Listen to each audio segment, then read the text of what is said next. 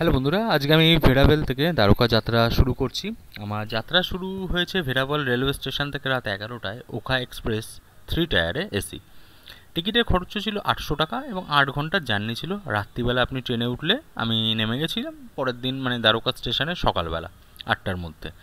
রাতের যাত্রা ছিল শান্ত এবং আরামদায়ক, এবং সকালের দিকে জানলার বাইরে গ্রামের আলো, দূর থেকে আসা নদী ও ক্ষেতের দৃশ্য চোখকে আনন্দ দেয়।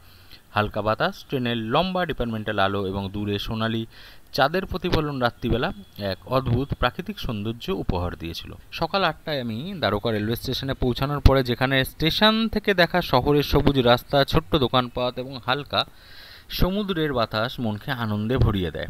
স্থানীয় মানুষদের ব্যস্ততা এবং দোকানের ছোট ছোট কাজ শহরের পরিবেশটাকে প্রাণবন্ত করে তোলে। এবং স্টেশনের সামনেই আপনি অটো এবং গাড়ি পেয়ে যাবেন ভাড়া, যে আপনি দ্বারকা মন্দির ওখানে যাওয়ার জন্য। এবং ওখানে প্রচুর আশ্রম রয়েছে, হোটেল রয়েছে, আপনি যেটা খুশি সেটা নিতে পারেন। আমরা নিয়েছিলাম প্রথমে স্কুটি রেন্ট করেছিলাম, 1000 টাকা পার হেড ছিল।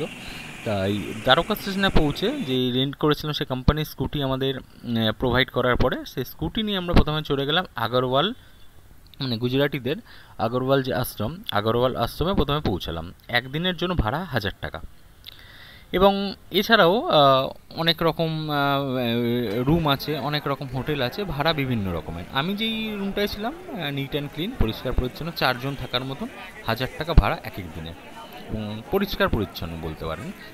এখান থেকে আপনার দ্বারকাধীশ যে মন্দির আছে সেটার ডিস্টেন্স পায়ে হেঁটে 5 মিনিট, একদম মন্দিরের পাশে। প্রথমে আমি গেলাম দ্বারকাধীশ মন্দিরে। দ্বারকাধীশ মন্দির হলো দ্বারকার অন্যতম প্রধান ধর্মীয় কেন্দ্র। এটি শ্রীকৃষ্ণকে উৎসর্গীকৃত এবং প্রায় 2000 বছরের পুরনো। মন্দিরের স্থাপত্য অত্যন্ত চমৎকার, জটিল খোদাই করা শিখর এবং সুন্দর চিত্রকলা দূর থেকে দর্শনীয়। মন্দিরের ভেতরে প্রবেশ করলে ভক্তরা ফুল, প্রদীপ, ধূপ দিয়ে দেখবেন পুজো করছে, এবং আপনিও সেটা নিয়ে যেতে পারেন। লাইন করে আপনাকে যেতে হবে, এবং লাইনে দাঁড়িয়ে যদি শনি রবিবার যান ভিড়টা প্রচণ্ড হয়। শনি রবিবার বাদ দিয়ে গেলে ভিড়টা একটু কম থাকে, তাও আপনার আধা ঘন্টা 1 ঘন্টা আপনার লাইনে লেগে যাবে মন্দিরে ঢুকতে ঢুকতে। প্রতিটি ভক্তের প্রার্থনা এবং ধ্যানের মাধ্যমে পুজোর পরিবেশ আরও গভীর হয়। মন্দিরের চারপাশে ছোট ছোট দোকানপাট আছে, যেখান থেকে ফল, প্রসাদ, ফুল নিয়ে যেতে পারবেন। এবং এছাড়াও স্থানীয় খাবারের দোকান আছে, লোকাল গুজরাটি ডিশ যেগুলো আপনি পাবেন, পুরি, সবজি, পোহা, দাবেলি, খামেন, সব কিছুই ওখানে পাওয়া যায়। দর্শকরা সকাল বা সন্ধ্যার আরতি দেখলে আধ্যাত্মিক শান্তি অনুভব করতে পারে। আমি গেছিলাম সকালের দিকে, তাই আমি সকালবেলা পুজোটা দেখতে পেরেছি, এবং আমি ভাগ্যবান ছিলাম যে আমি পরপর দুবার দেখতে পেরেছি মন্দিরটা, দর্শন ঠাকুরকে।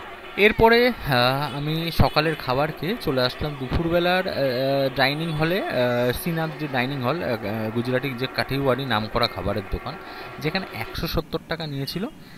170 টাকায় যেখানে প্রচুর রকম সীমাহীন খাবার ছিল, যেটা হলে গুজরাটি কাঠিওয়াড়ি যা খাবার হয়, যা যা ছিল, যেরকম ডাল, ভাত, রুটি এবং মিষ্টি, বিভিন্ন রকমের সবজি, আনলিমিটেড পেট ভরে আপনি খেতে পারবেন 170 টাকা। এবং এর পাশেই দেখবেন এই শ্রীনাথ ডাইনিং হলের পাশে একটা কালী মন্দির আছে, এবং বাংলায় লেখা রয়েছে যে দ্বারকার কালী মন্দির, এবং যেটা বেশ শান্ত পরিবেশ। কালী পুজো হয় দেখলাম, মা কালীকেও দর্শন হয়ে গেল। এরপরে শ্রীনাথ ডাইনিং হল থেকে খাবার খাওয়ার পর কিছুক্ষণ রেস্ট নেওয়ার পরে আমরা, আমি তো সাথে গেছিলাম আরও 3 জনের সাথে, তো আমরা 2টো বাইক রেন্ট নিয়েছিলাম। এরপর আমরা চলে গেছিলাম নাগেশ্বর জ্যোতির্লিঙ্গ দেখতে। তো স্কুটি নিয়ে প্রায় 1.5-2 ঘন্টা জার্নির পরে, এটা বেট দ্বারকা যাওয়ার পথেই পড়ে এই নাগেশ্বর জ্যোতির্লিঙ্গ। এখানে গেলাম, যেখানে এটি শিবের 12টা যে জ্যোতির্লিঙ্গ আছে তার মধ্যে এটা অন্যতম। এটি সমুদ্রের কাছাকাছি এবং চারপাশে সবুজ বন ও জলধার রয়েছে। স্থানীয় বিশ্বাস অনুযায়ী এখানে পুজো করলে নেতিবাচক শক্তি থেকে আপনার মুক্তি মেলে। মন্দিরের ভেতরে প্রবেশ করলে এক আধ্যাত্মিক শান্তি অনুভব করা যায়। ভক্তরা ফুল, প্রদীপ এবং ধ্যানের মাধ্যমে দেখবেন পুজো করছে। মন্দিরের ভেতরে হাওয়া প্রবাহিত হয়, এবং যেটা বেশ ভালো লাগে, রেলিং দিয়ে ঘেরা, এবং বিশাল বড় উচ্চ আপনি শিব ঠাকুরকে দেখতে পারবেন, যেখানে আপনি সামনে দাঁড়িয়ে ছবি তুলতে পারবেন। এছাড়াও ভেতরে দোকানপাট রয়েছে, আপনি ওখান থেকেই ফুল নিয়ে বা পুজো দেওয়ার জিনিসপত্র নিয়ে আপনি ওখানে পুজো দিতে পারেন। বেশ বড় ভেতরের হলটা দেখতে পারবেন। এই নাগেশ্বর জ্যোতির্লিঙ্গ দর্শন করার পরে তারপরে আমি আমরা বেদ দ্বারকা বা সুদর্শন সেতুটা যাওয়াটা স্টার্ট হয়, এবং এর আগে বছরখানেক আগে এই সুদর্শন সেতুটা বানানো হয়েছিল। এর আগে আপনাকে যদি যারা দর্শনার্থী ছিল দ্বারকা থেকে বেদ দ্বারকা যাদের যাওয়ার জন্য মেন ভরসা ছিল নৌকা, বা যে ট্রলারগুলো আছে বড় বড়। তো এই ট্রলারগুলো ছাড়া এই মুহূর্তে আপনার যেহেতু সুদর্শন সেতু হয়ে গেছে, আপনি প্রাইভেট কার বা স্কুটির মাধ্যমে আপনি মিনিট 15 কি 20 মিনিট লাগবে যে পার হতে, এবং পার হয়েই সুদর্শন সেতু পার হয়েই আপনি দেখতে পারবেন যে দ্বারকাধীশ মন্দির যেটা আছে, সেই দ্বারকাধীশ মন্দিরটা একদম সেতুর পাশেই বাঁদিকে, যেখানে আপনার কোনো ডিজিটাল প্রোডাক্ট অ্যালাউ নেই, আপনাকে সব কিছু জমা রেখেই ভেতরে ঢুকতে হবে। এখানে আপনি কোনো ছবিও তুলতে পারবেন না।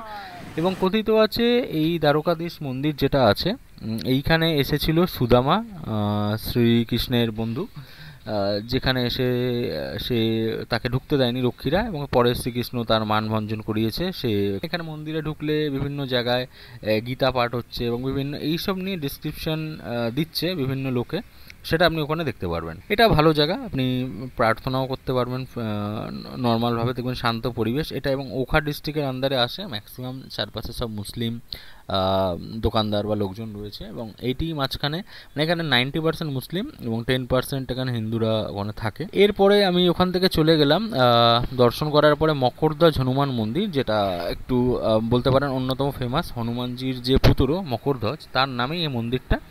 লোকে বলে যে এখানে কিছু মানত করলে সেই ইচ্ছা তার পূরণ হয়।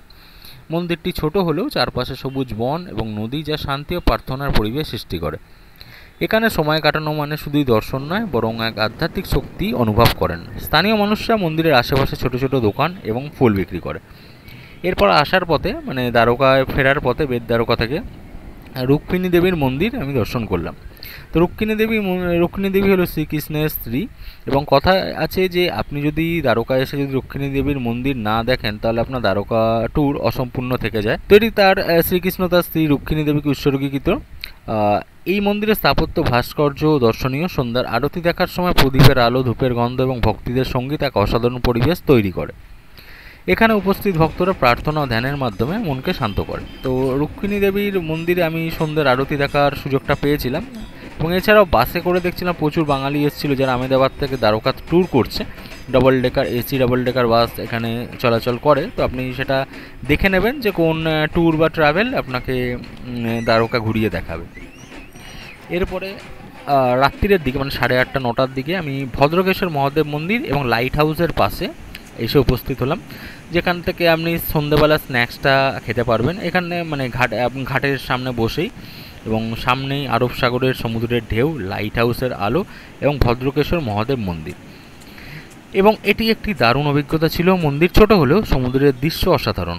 লাইট হাউস এবং সূর্যাস্ত এক অপরূপ দৃশ্য উপস্থাপন করে।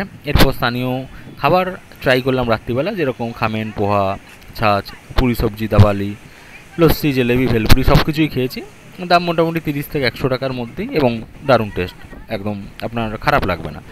ফেরার যাত্রা রাত 11:30টায় অটো করে দ্বারকা স্টেশনে ফিরে আসলাম। মাথাপিছু খরচা ছিল 50 টাকা। এরপর ওকা গোরখপুর এক্সপ্রেস, মানে এসি 3 টায়ার ছিল, যেটা আহমেদাবাদের পথে আসছে। সকাল 8টায় পৌঁছে গেলাম আহমেদাবাদ রেল স্টেশনে, যার টিকিট ছিল মাথাপিছু 800 টাকা। এবং এই একদিনের ট্যুরের জন্য আমার মোটামুটি স্কুটি ভাড়া, হোটেল ভাড়া, খাওয়া নিয়ে মোটামুটি 2,500 থেকে 3,000 টাকা মতন খরচা হয়েছে। মানে পার হেড 2,500-3,000 টাকা খরচা আছে এই ট্যুরে সব কিছু দেখতে গেলে। উপসংহার: দ্বারকা শুধু মন্দিরের শহর নয়, এটি ইতিহাস, ভক্তি এবং প্রকৃতির এক অপূর্ব সমন্বয়। প্রতিটি মন্দিরের নিজস্ব আধ্যাত্মিক গল্প এবং সৌন্দর্য রয়েছে। স্কুটি ভাড়া করে ধীরে ধীরে ঘুরুন, স্থানীয় খাবার উপভোগ করুন এবং আধ্যাত্মিক শক্তি অনুভব করুন। এই ভ্রমণ আমার জন্য এক স্মরণীয় অভিজ্ঞতা হয়ে রইল। এছাড়াও একদিনের যেহেতু ট্যুরে এসেছিলাম, আমার পক্ষে সমস্ত মন্দির দর্শন করা সম্ভব নয়, কারোর পক্ষেই সম্ভব নয়। আপনাকে মিনিমাম 7 দিন বা 10 দিন থাকতে হবে, তবেই আপনি সমস্ত কিছু দেখতে পারবেন। তবে মেন যে মন্দিরগুলো আছে সেগুলো আমি ঘুরিয়ে দেখেছি এবং আপনাদের সামনেও তুলে ধরেছি। ধন্যবাদ।